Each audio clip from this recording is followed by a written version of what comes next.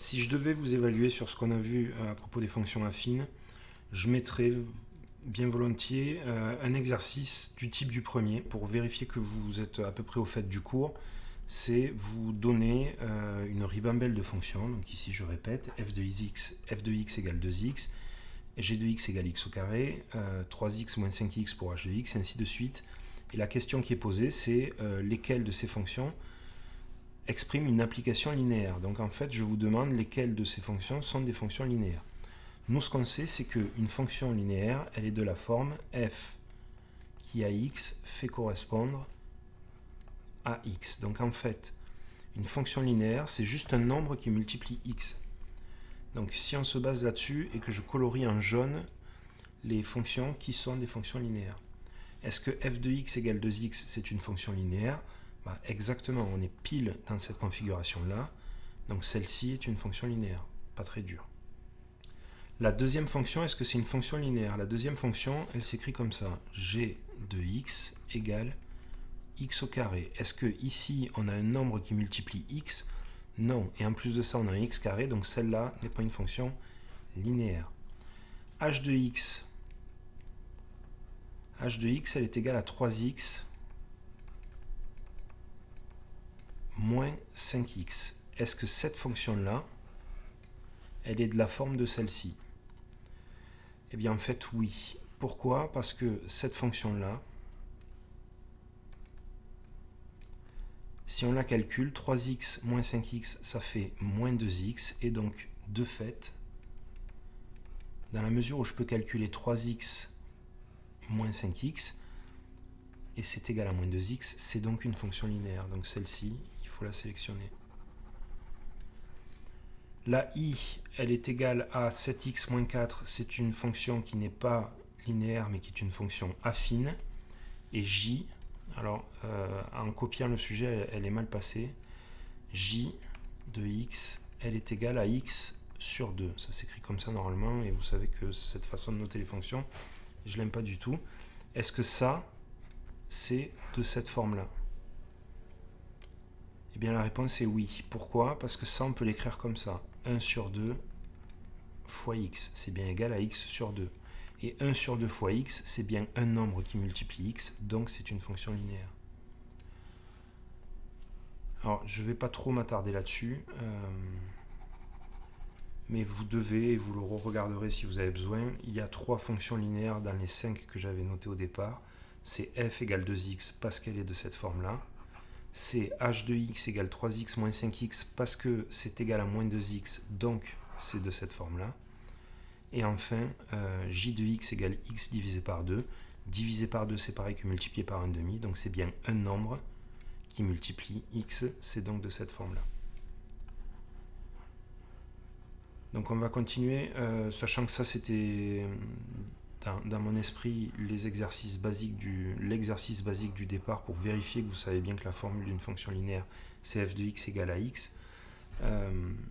Les exercices suivants m'intéressent un peu plus. Dans l'exercice suivant, je vous demande quelque chose dont on n'a pas trop parlé ensemble. Soit f de x égale 3x plus 5, ici. On vous fournit une fonction qui est affine, elle est de la forme f de x égale ax plus b, c'est donc une fonction affine. On sait que la représentation graphique est une droite parce que c'est une fonction affine. Et parmi les fonctions suivantes, lesquelles ont une représentation graphique parallèle à f. Je ne sais pas si vous vous souvenez, mais au dernier cours, on avait fait, au dernier ou à l'avant-dernier, on avait fait un petit zoom sur la valeur de b, ce que c'était, et la valeur de a, ce que c'était. On avait dit que b, c'était l'ordonnée à l'origine. Donc, autrement dit, c'est la valeur que prend la fonction quand x vaut 0, et c'est la valeur qui vient intercepter l'axe des ordonnées ici.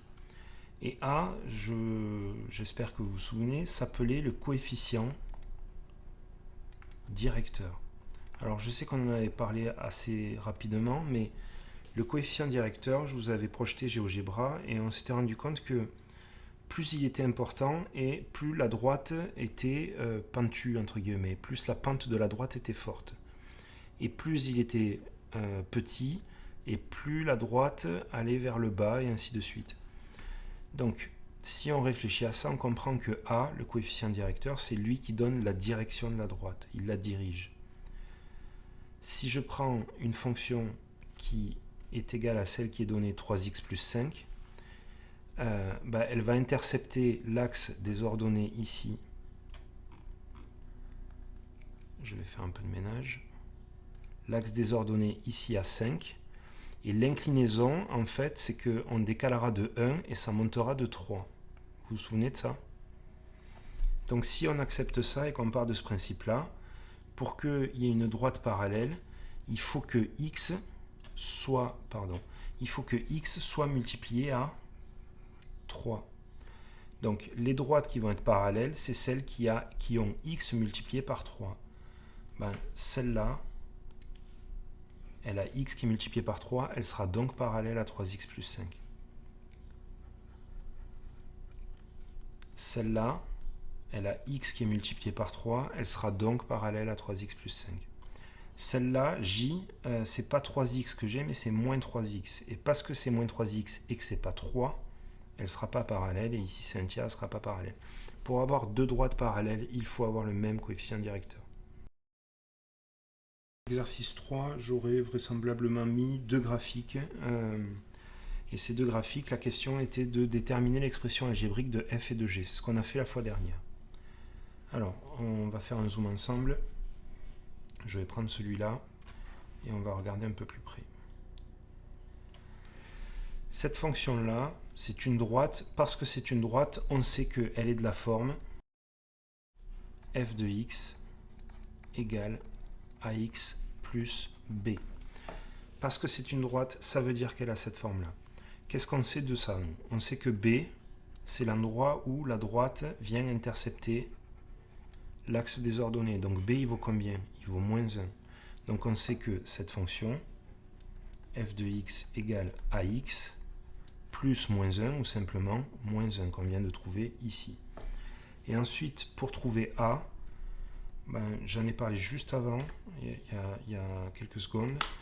Vous vous souvenez, on décalait de 1 carreau ici, et on regardait de combien de carreaux on montait. 1 carreau, 2 carreaux, 3 carreaux. Donc ça veut dire qu'en décalant de 1 ici, on décale de 3. A, il vaut 3. Donc 3x moins 1 est l'expression de la fonction, et on vient de trouver ça juste avec le graphique. C'est ce qu'on avait fait la fois dernière.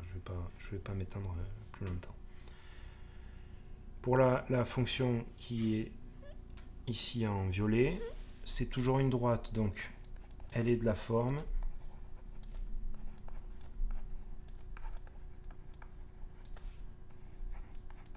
g de x égale ax plus b. C'est une droite, la forme c'est ax plus b. L'ordonnée à l'origine ici c'est 4, et dans le même temps on va calculer le coefficient directeur, on décale de 1 ici, et on se rend compte que pour retrouver la droite, il faut décaler de 3 vers le bas. Donc en décalant de 1, on descend de 3. Du coup, le coefficient directeur, c'est moins 3. G est donc égal à moins 3x plus 4. Et voilà la réponse. Florence habite dans une grande station de ski. Pour pratiquer son sport favori, le ski alpin, elle a le choix entre deux formules. La formule J, chaque journée de ski coûte 20 €. Bon, c'est pas compliqué. Et la formule C, une cotisation annuelle de 80 € au club de sport de la station qui permet de ne payer que 12 € par jour.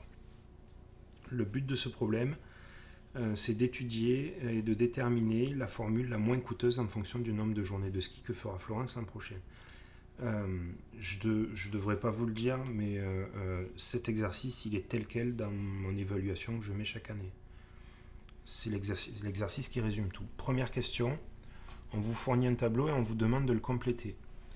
Donc on va y aller gentiment ensemble. La formule J, c'est la plus simple, on ne va pas se prendre la tête avec elle. On paie 20 € par journée de ski. Donc si on prend 5 journées de ski, on va faire un petit calcul. Ça va faire 5 fois 20, donc 100 €. Ici, on va payer 100 €. Si on paie 9 journées de ski, on va faire 9 fois 20, et c'est égal à 180 €. Donc ici, 180 €. Et si on paye 16 journées de ski, on va faire 16 fois 20, vous avez compris. Et c'est égal à 320 euros. On a donc rempli le tableau pour la formule J. Il nous reste une dernière case. Je vais la garder au chaud et on la fera tout à l'heure, quand on aura rempli pour la formule C. Pour la formule C, c'est pas beaucoup plus compliqué, mais simplement on a 80 euros fixes. Vous commencez à avoir l'habitude. C'est une situation qu'on avait rencontrée quand on faisait les équations, quand on faisait les inéquations, et puis on en a vu un peu aussi en début de leçon sur les fonctions. 80 euros fixes et 12 euros par jour. Donc ça veut dire que pour 5 jours, on va faire 12 fois 5, parce que c'est 12 euros par jour, plus 80. Donc on va calculer ça. 5 fois 12, ça fait 60, et 60 plus 80, ça fait 140. Donc ici, pour 5 journées de ski, on paie 140. On se rend compte que pour 5 journées de ski, c'est bien plus avantageux de... C'est bien plus avantageux de prendre la formule J pour 5 journées. On continue.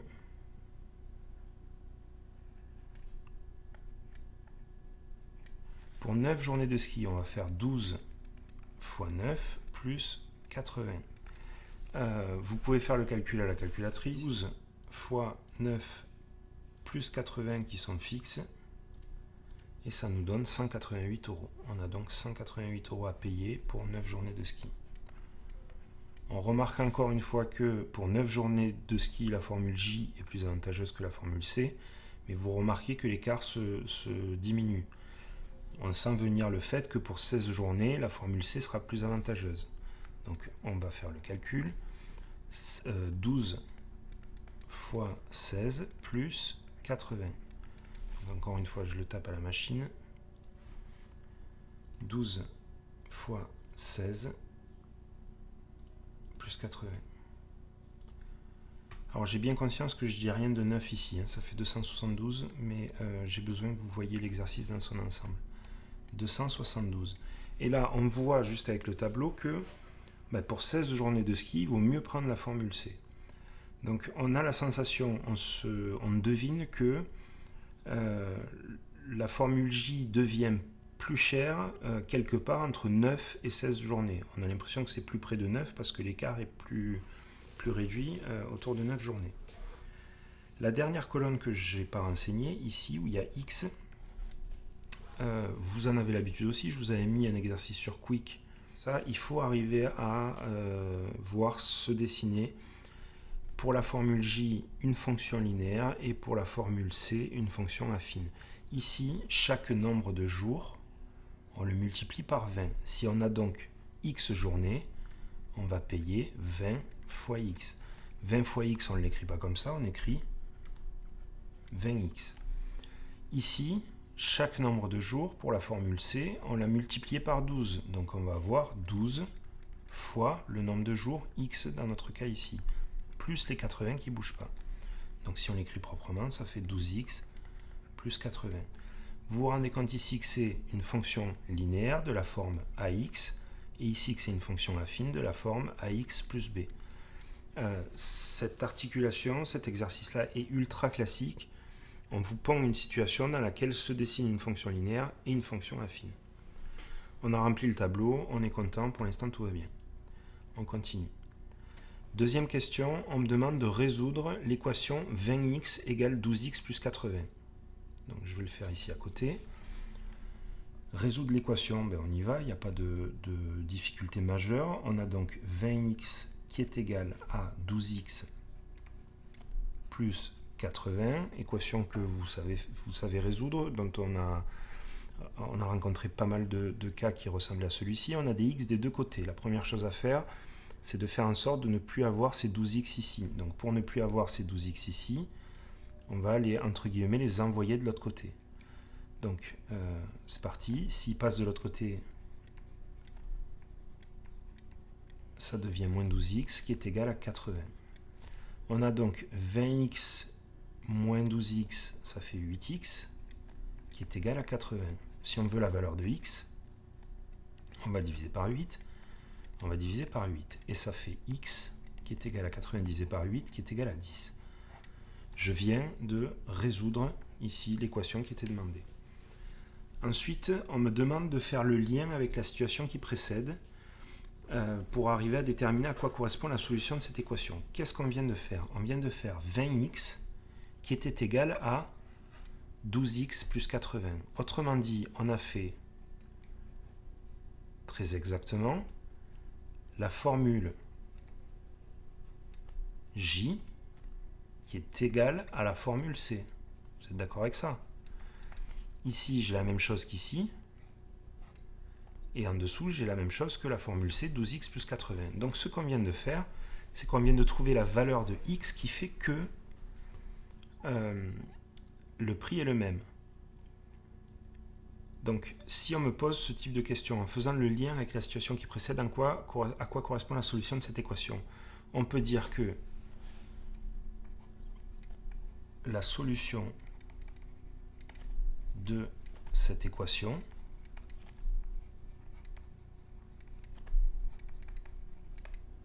correspond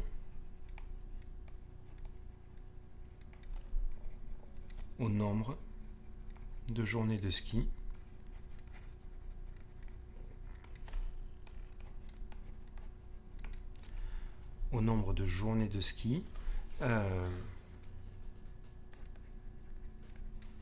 pour lequel les deux formules ont le même prix. Est-ce que vous êtes d'accord avec ça? Vous auriez pu tourner la phrase différemment et avoir une autre formulation, mais l'essentiel est de comprendre l'idée. Parce qu'on me demande de faire 20x égale 12x plus 80, que ça correspond à la formule J qui est égale à la formule C, et que je cherche x étant le nombre de journées de ski, c'est donné ici dans le tableau, du coup je cherche le nombre de journées de ski qui fait que les deux formules ont le même prix. C'est OK? On continue. Alors, 3. Dans un repère orthogonal, est-ce que vous savez ce que ça veut dire? Le mot orthogonal, vous ne l'avez peut-être pas rencontré trop souvent, mais dans orthogonal, il y a ortho. Et ortho, vous devez savoir à peu près ce que ça veut dire. Ortho, ça veut dire droit. Et en fait, un repère orthogonal, c'est un repère dans lequel il y a un angle droit ici. Donc, vous avez rencontré, je pense, jusqu'à présent, que des repères orthogonaux. On ne vous a jamais fait un repère un peu bizarre comme ça, là. Ça existe. C'est parfois utile, mais je pense que vous n'en avez jamais vu.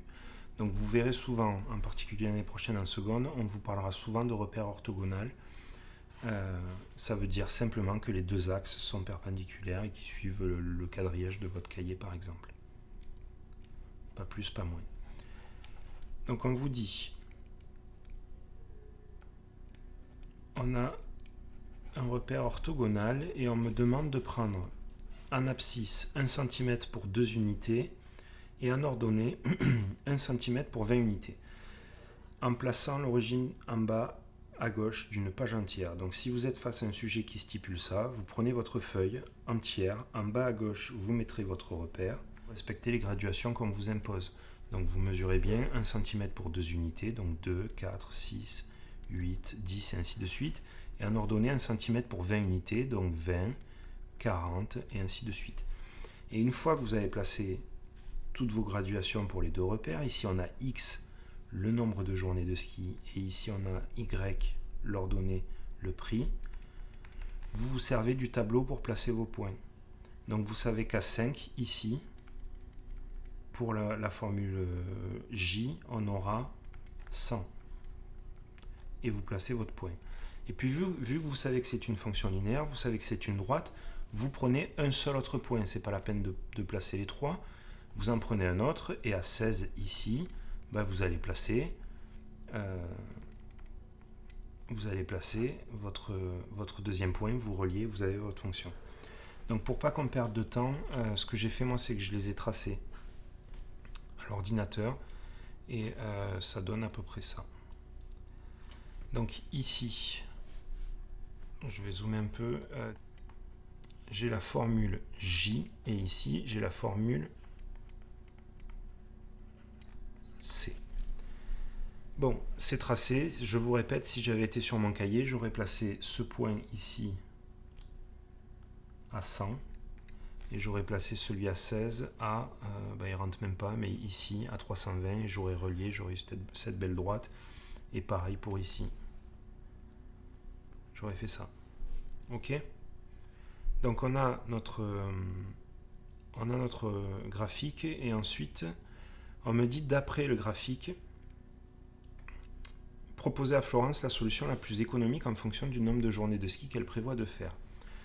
Alors la question est un peu redondante parce que on savait déjà pour combien de journées de ski le prix était identique, mais là en fait on le voit bien sur le graphique. La solution à l'équation qu'on a trouvée tout à l'heure, qui était 10, elle correspond à ce point que je mets en blanc. Ce point que je mets en blanc, son abscisse, c'est 10. Et ce 10-là que j'entoure, c'est le 10 qu'on a trouvé avec l'équation. C'est l'endroit, c'est la valeur de x qui fait que les deux fonctions ont le même prix. Et si les deux fonctions ont le même prix, elles sont donc à la même hauteur sur cet axe. Donc ça veut dire qu'elles se croisent. L'endroit où les deux droites se croisent, c'est l'endroit où les deux fonctions ont le même prix. Donc, qu'est-ce qu'on peut dire par rapport à ça? On sait que ici, on a 10 journées de ski. Ça correspond à cette abscisse-là. En dessous, ici, là, en dessous de 10 journées de ski, quelle est la formule la moins chère? On est bien d'accord que la formule la moins chère en dessous de 10 journées de ski, c'est celle qui est la moins haute, parce que plus elle est haute et plus elle est chère. Donc en dessous de 10 journées de ski, il vaut mieux prendre la fonction qui est mauve. Et au-delà de 10 journées de ski, pour être le moins haut possible, donc le moins cher possible, il faut prendre celle-là. Donc, si moi j'étais face à Florence, qui est le petit personnage de notre problème, et que je devais lui résumer la situation, je lui dirais, Florence, si tu y vas moins de 10 journées de ski, prends la formule J. Si tu y vas plus de 10 journées, prends la formule C. Si tu y vas exactement 10 journées, c'est égal parce que les deux prix sont les mêmes. Est-ce que vous comprenez ça? Pour aller jusqu'au bout, je vais écrire la réponse à la dernière question. C'était donc, d'après le graphique, proposer à Florence la solution la plus économique. On écrirait pour moins de 10 journées de ski, il faut préférer. Alors, je fais une petite pause dans ce que j'écris. Ce que je vois parfois dans les copies sur cet exercice-là, je vois souvent des élèves qui me disent pour moins de 10 journées de ski, il faut prendre la formule J. Ils ont raison, sauf que si on ne met que ça, on ne répond pas complètement à la question parce que on vous demande de décrire quelle est la solution la plus économique en fonction du nombre de journées de ski. On n'a aucune certitude sur le fait que Florence elle va en prendre moins de 10. Donc il faut tout mettre. Pour moins de 10 journées de ski, il faut prendre la formule J. Pour plus de 10 journées, il faut prendre la formule C. Et pour 10 journées,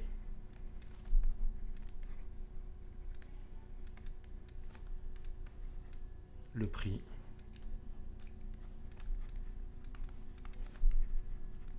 sera identique avec les deux formules. Donc voilà, il faut que à la fin de l'année 3e, vous soyez capable, enfin on y est là, mais il faut que vous soyez capable de comprendre bien ça, de le gérer, de savoir le refaire.